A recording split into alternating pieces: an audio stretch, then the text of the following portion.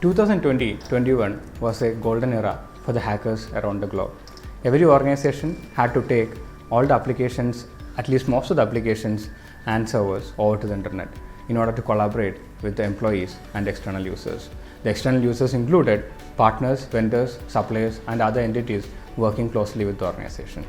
In this process, many CISOs and CIOs had to choose a mechanism in which we have to establish seamless and secure access for each of the resources, and they didn't have much time in hand, and most of them ended up consuming VPN technology for this mechanism in order to provide a remote access connectivity to the assets. Let's look at some of the scenarios that has happened in the same era, 2020-21. Many of the companies have got hacked at their perimeter, which was at the VPN layer, and once gotten, we know that VPN networks disclose much more than what they should actually get access to, because of which they could further travel and get into other devices. And in many of the cases, hackers were able to even get into the build servers and manipulate the content out there. Earlier days, we had users, devices, applications and servers, all of them sitting in a closed perimeter. At that time, it was not an easy job for an external user or a hacker to understand the presence of this network or later try to sneak in. But as the time goes by, the users and their devices has come out of the organization and started accessing these resources remotely, whereas applications and servers also has started spreading out to the cloud environments and data center environment, because of which the complexity of the whole IT environment and hence the security has become very complex. We started seeing good amount of insider attacks happening from internal and external users, and we also started seeing so many incidents where external hackers are trying to sneak in to any of these applications that are exposed, the user devices that are exposed, and even to do the man in the middle of the traffic that is happening between them. These are some of the major vulnerabilities that are exposed in the VPN network in the recent past. This is a growing list, and we all know most of the VPN vendors today have disclosed their well-known vulnerabilities, and unfortunately we have the publicly available source code which can be readily consumed by any of the user without having much knowledge around the technology out here. We will definitely go through some of the scenarios, how we can consume some of those codes and later exploit into a VPN network. There is a belief we all had at one point of time, and many of us still have: can I patch and make sure my infrastructure is safe, my devices are safe? The answer to that would be no, because we don't have patches available for all the vulnerabilities today. Why? Because the original manufacturers of the software elements and hardware elements are not aware of all the vulnerabilities that are present with them today. Why does that happen? Because of two main reasons according to me. One, there are private organizations which can shell out good amount of money in order to purchase vulnerabilities across software platforms and across various elements like VPN. This is one. And second issue out there, or second scenario out there, is the dark web. We all know internet comprises of three main areas: surface web, deep web and dark web. Surface web is the area where we browse and read the content without any authentication, and deep web is the area where we access things like bank websites with our authentication mechanism. And there is one more area in the internet, it's called dark web, where most of the illegal activities and government based secret activities are happening today. In this area, we are seeing not only drug trafficking kind of operations, we are also seeing the sales of vulnerabilities, and there are forums out there which discusses the well-known vulnerabilities which are secret, which are kept with them, and they are ready to sell you the exploits, the readily usable, consumable exploit for a price. When we have places like that, why should a security researcher sell his finding or his security bug for a free of cost at time or for a smaller amount of price? This system is actually making sure that these vulnerabilities are not reaching OEMs, and hence we do not have patches for all of them today with us. Let me take you through some of the demos. I'll show you 4 demos today. The first 2 would be how to do 2 kinds of attack on a VPN, and the last 2 would be what to do after getting into a VPN network. In the first 2 attacks that I'm doing in a VPN networks, I will cover how to do a DOS attack on a VPN network, and how to enter a VPN network as one node without anyone getting to know about it. The DOS attack means denial of service attack, where we will make sure that the VPN server no more respond to any incoming requests that are happening. Let's take a look at that. Here I have two machines in the split screen. On the right side, I have a VPN server listening for the connections that are coming in. I have not started the server, I am going to start that. On the left side, I have Ubuntu machine from which I am going to send a malicious request. When this request reaches the OpenVPN server, the OpenVPN server assume this is an incoming access request, try to open it up, and it will not be able to read the content and it crashes. What happens when an OpenVPN server crashes? It stops responding to any other connection request as well. And at this point, the organization is getting completely disconnected from the outer world. Any of the employees or external users are no more able to connect to the application or to the perimeter at that point onwards. Let's take a look at that. Here, the 1.128 is the OpenVPN server, and 192.168.1.12 is the machine from which we are going to send the malicious request. OpenVPN server has started off and it is listening for the incoming connections. Let's send the request. Here we are entering the remote remote IP address 192.168.1.128, and we have to choose the OpenVPN port where the OpenVPN is listening so that we can send the malicious request to that particular port number. Okay, we may ask a question, how do we know which port OpenVPN is listening in? And in most of the cases, OpenVPN choose the port 1194 because that's the default port where OpenVPN will be installed. But at the same time, maybe there are cases where a admin choose to install basically configure OpenVPN over any other port number. Even in those cases, for a remote hacker, it is very easy to identify on which port the VPN server is listening. How to do that? There are tools like Nmap which can search, which can probe every 65535 ports and identify which port is holding the OpenVPN connectivity. And at times it can also tell you which is the kind of VPN that you are consuming and what is the version of VPN they are consuming, so that we can look for the vulnerabilities based on that. Yeah, it is not advised to showcase your version on the banner, but some of the VPN servers do the same way. Okay, let's continue with the demo. We are sending the request. This is the way we have constructed the packets, and we are going to shoot it to the OpenVPN server. Yes. As soon as the request was reached at the OpenVPN server, it has got disconnected. Basically, it has showcased a fatal error on the screen and got disconnected, after which the server is no more listening for any new connections, like I just said earlier. So this is one of the main issues with exposing the endpoints of the organization out in the internet. Like I said, even today we don't know all the vulnerabilities that are present across the VPN endpoints. Then why should we disclose it to outer world and look for a vulnerability to hit us? That is where zero trust kind of technologies have helped organizations to hide it. I'll soon take you there. Now let's look at another demo where we are trying to infiltrate into a network and become one among them. In other words, your device, maybe a laptop, is going to join a VPN network without anybody else being aware of it. I'm going to make use of one of the well-known vendors login page. I've installed the VPN software again in one of the VM inside the same laptop that I'm presenting, and another VM in the same network, in the same local network, is going to get into the VLAN that has been created inside here. Right, let's take a look at that. I'm trying the username guest and a random password just to see how it is configured, and we are getting a permission denied error. Why? We really don't know the username and password. Now let's try to create a user guest and create a password for us, making use of one of the vulnerabilities present in the VPN. Yeah, how is it made possible? That was a bug present in the vendor which helped us to do it.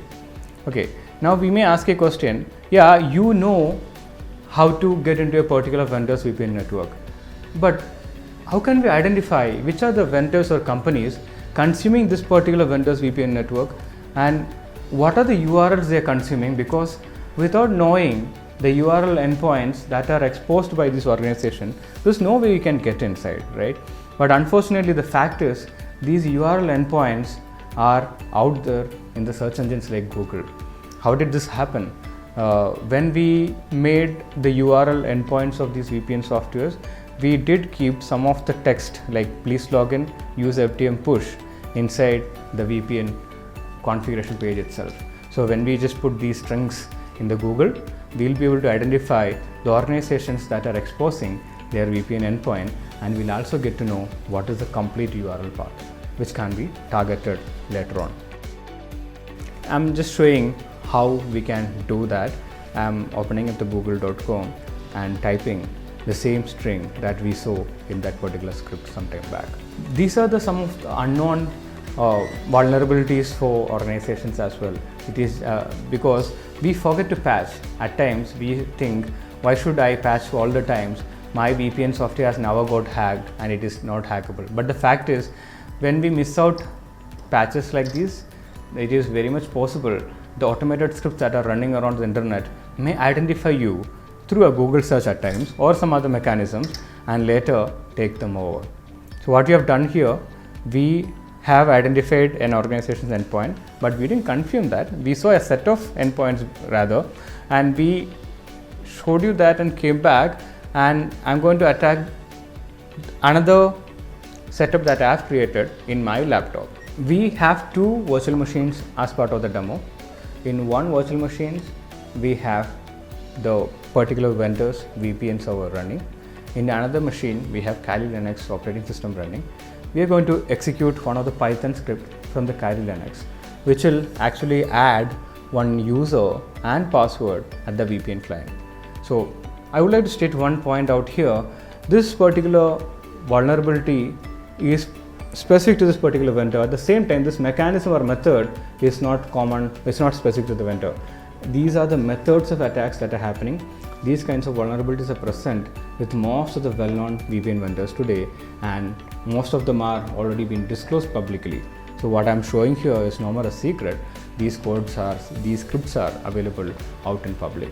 So let's execute them and see the impact.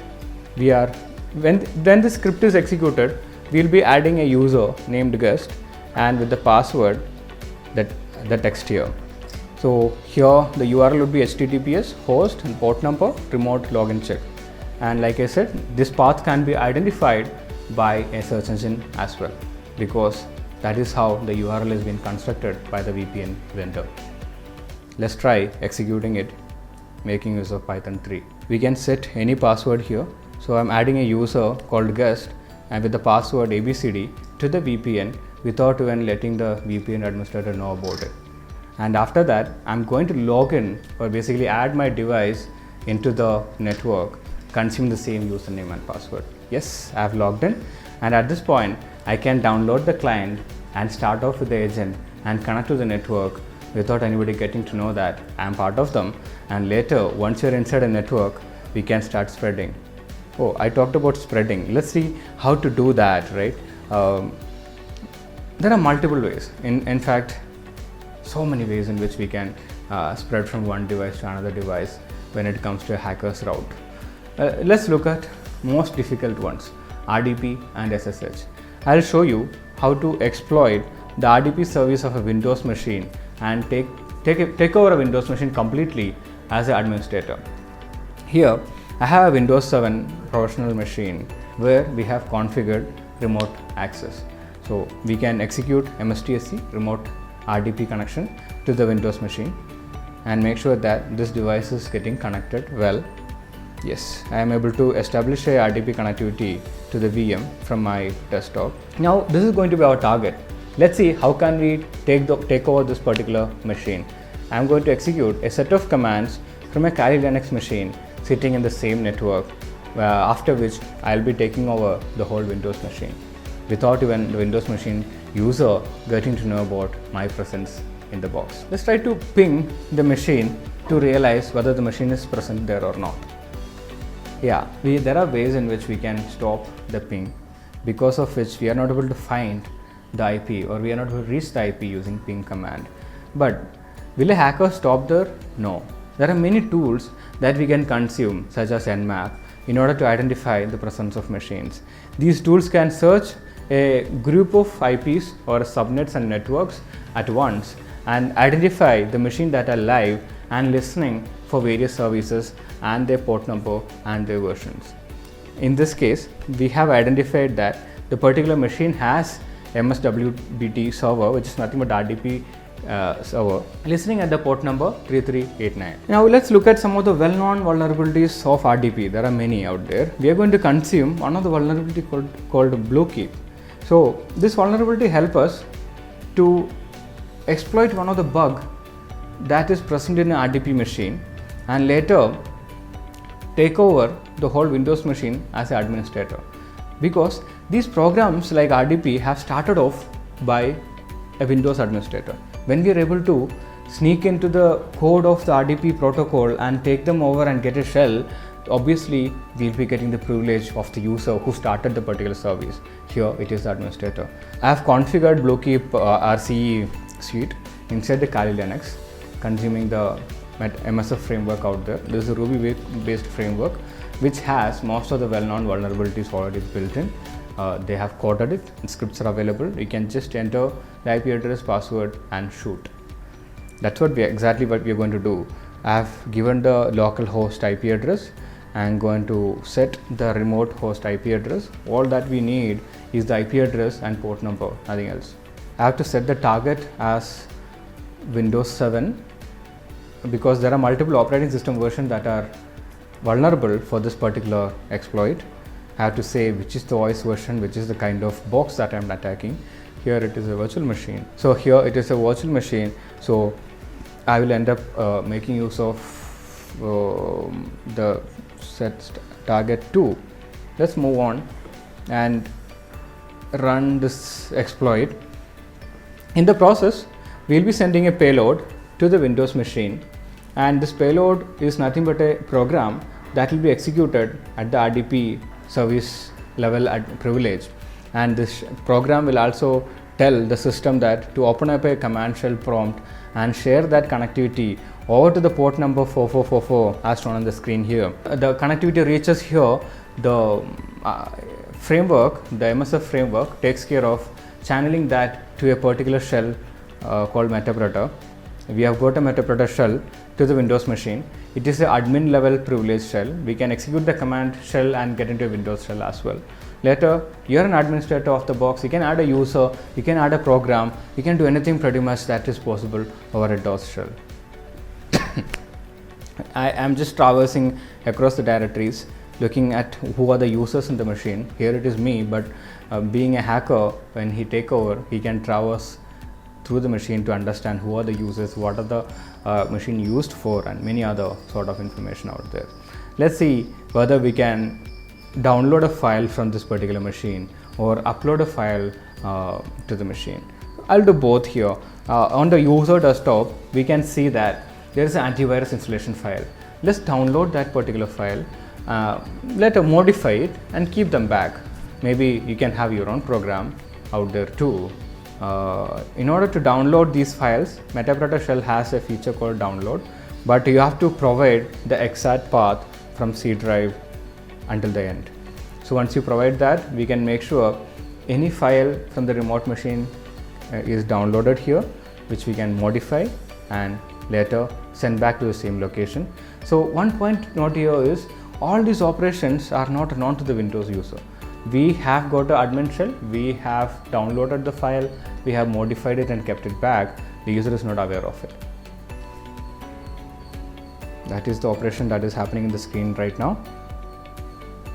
So this is about taking over a Windows machine. Now let's look at the scenario of the Linux world. In Linux world also there are so many vulnerabilities, as it is also made up of software pieces, right? So one of the most strong protocol, well-known protocol out there is SSH, and SSH is able to stand against the hackers for most of the time. Let me show you one of the way in which we can exploit the SSH service and take over a Linux machine. Here on the right side, I have a Linux machine which is having a SSH server, and the machine is listening for the connectivity out there. On the left side, I have a Kali Linux box from which I'll be exploiting the Linux machine.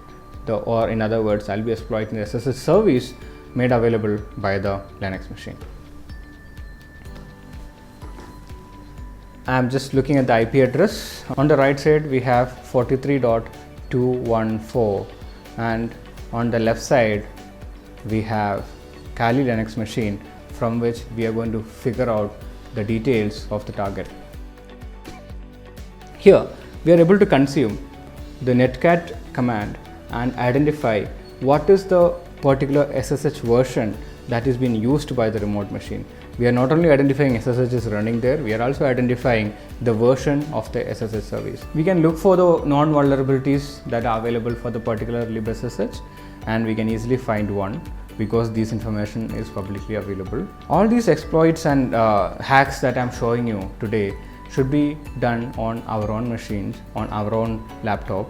If you are attempting these scenarios on another person's devices or your own organization's devices, please make sure you have the legitimate permission to do so. Otherwise, it's going to be a completely illegal operation. So this is a warning. Please make sure you have the legitimate permission to do when you attempt these scenarios in your machines. So on the left side, we have a Kali Linux machine on which we are going to have a Python script which will know how to exploit the SSH service running in the server, running in the remote server.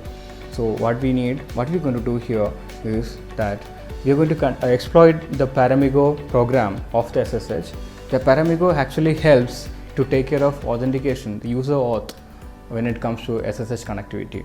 Here we are sending a remote program to the remote IP address of the machine and tell the module that this is already an authenticated user, you can go ahead and execute.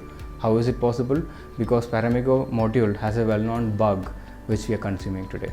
When this particular request reaches there, the Paramigo module will look for the user and the authentication, and it gets a feeling that this is already an authenticated request and I can go ahead and execute the command.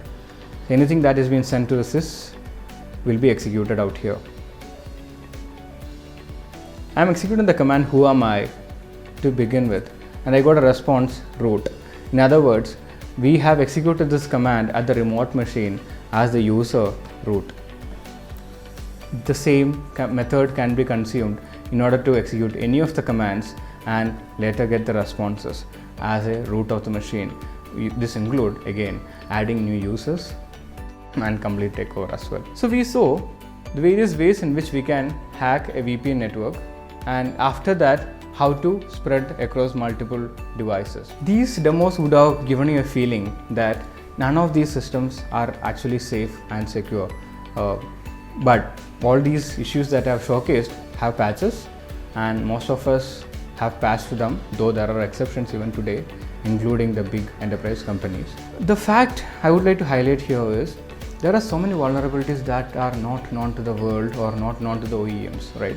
Because of which a certain privileged users are able to get into the VPN networks, are able to get into the various Android and other devices and later take over the device itself or sneak in and take over the data as per their need. This is some of the popular VPN breaches that have happened in 2020. Many are happened in 2021 as well. How much are you ready?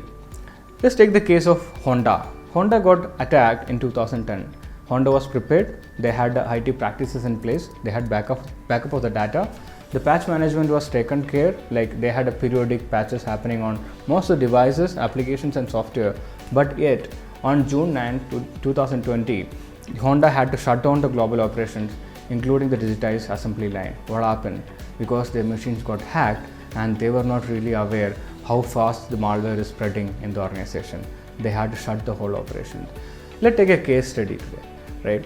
If Windows 10 exposes a vulnerability today and tell that this need to be patched, otherwise your devices will be taken over, how well are you prepared? Are you sure you can put these patches across all the devices that you own, all the Windows 10 devices that you own as an organization?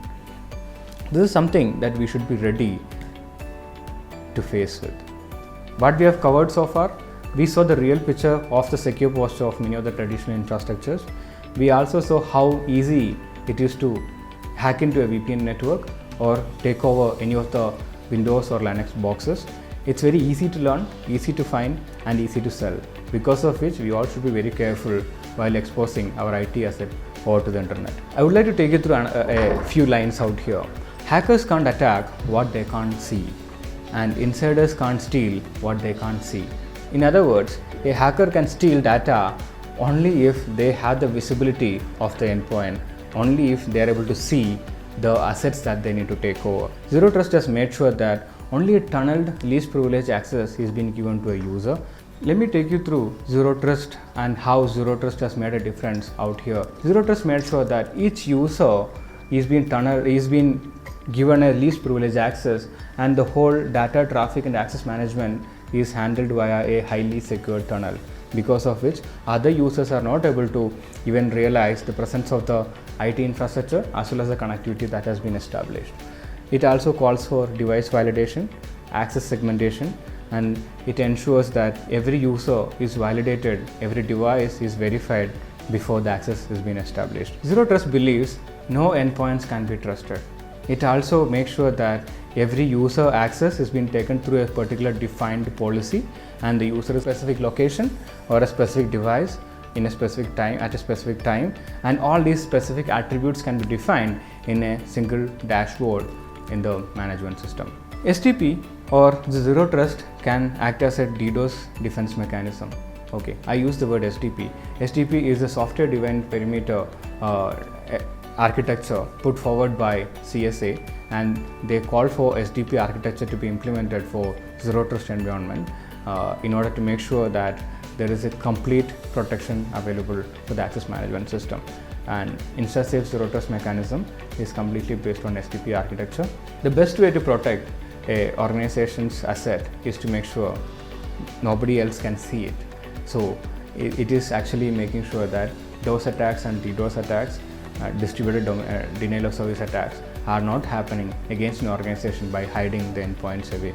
Because to establish a DDoS attack, we need to have multiple devices establishing a connectivity to the user or the infrastructure endpoints. Let's look at how Zero Trust protection cover or give the coverage of protection for any asset or the threat lifecycle.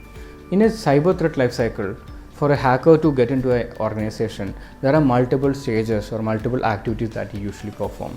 The initial one is the recognition, where we have to do the enumeration of the data and identify the weakest entry point of organization. And at times it could be a printer, or it could be an email, or it could be any mechanism in which the VPN or other devices are exposed over to the internet. Once you understand an endpoint that is exposed to internet, the next idea would be to identify which tool can be consumed, what could be my malicious payload, and third step would be the delivery of it. So Zero Trust makes sure your endpoints are completely hidden away from the internet, and even if they identify a weapon or a tool, they are not able to deliver to you, because the access to the infrastructure is given only to the non-users, and that too it is an encrypted tunnel to which the user is being contained. Let's go deep into InstaSafe Zero Trust model. InstaSafe Zero Trust model has been recognized by Gartner continuously for the last 3 years, and we have been the only privileged APAC company which has been listed by Gartner as a Zero Trust vendor. As per the Zero Trust architecture, every asset that belongs to a company, including applications and servers, are hidden behind an STP gateway. STP gateway act as an entry point for any of the access requests that is coming in from the external users out here. For a user to establish connectivity with the application, he has to have STP client installed in the device, and the STP client has to authenticate itself with the STP controller, after which STP controller establishes the tunnel, the secure tunnel between the STP client and STP gateway, making use of a single packet authorization technique. One more feature I would like to highlight with STP gateway here is that STP gateway is configured as a dropout firewall, because of which even if a user make use of tools like Nmap and try to probe the endpoint and make sure whether any port is there at the closed status or in filtered status, even that is not possible, because all the requests, all the packets that are coming in to the gateway are dropped off, because of which an external user cannot identify the presence of HTTP gateway. Instead of ZTNA calls for controlled visibility and seamless data traffic. It is a secure access enabler for machines and humans. We can make sure that only the right devices are getting the connectivity established, and we are also making sure these devices are validated and with respect to various attributes that has been defined by us. Attackers' enumeration will miss it because they are not able to identify the presence of the infrastructure, and that way we are reducing the attack surface of an organization. Thank you for your time.